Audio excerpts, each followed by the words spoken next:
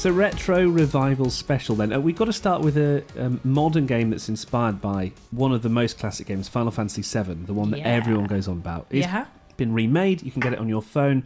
One of the most beautiful games ever. It's incredible. And the original is so beautiful, even though it's kind of got old school graphics. So they did Final Fantasy remake, where they remade the story of the first game but with mega modern graphics and a totally different combat system. And then they followed that on with this new one, Final Fantasy VII Rebirth, which is the sequel to the remake. So it's very confusing. It's basically all the same new mechanics and graphics, but they've taken the story on themselves. Okay. So it's kind of new but inspired by the classics. The story and the dialogue are terrible. Oh dear. But the graphics and the cutscenes are incredible. I think it's just, that's Final Fantasy, isn't it? Yeah. I mean, it looks nice. Is it good to play? The combat's actually good, quite complex, but quite an improvement in the turn-based fighting that, like the Pokemon-style combat which you used to do. Yeah. I think that has kind of been and gone now.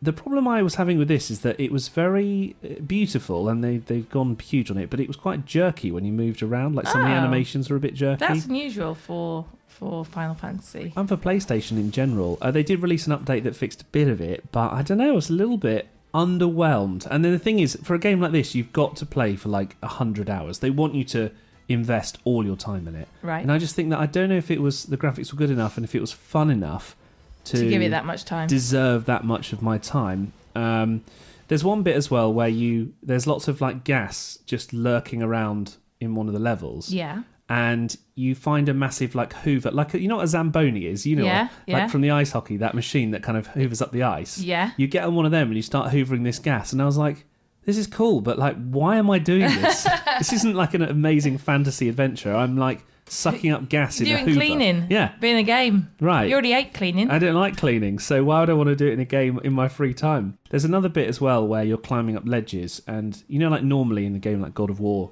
it's kind of camouflaged and it looks just like a natural wall. Yeah. In this, it's like a yellow line across that's like grab onto this ledge here, and then you climb, and then it's grab onto this next bit. It's too basic. Right. In this day and age, I don't know, for me, for £70... It's expensive, man. It's like a 6 out of 10. That's expensive.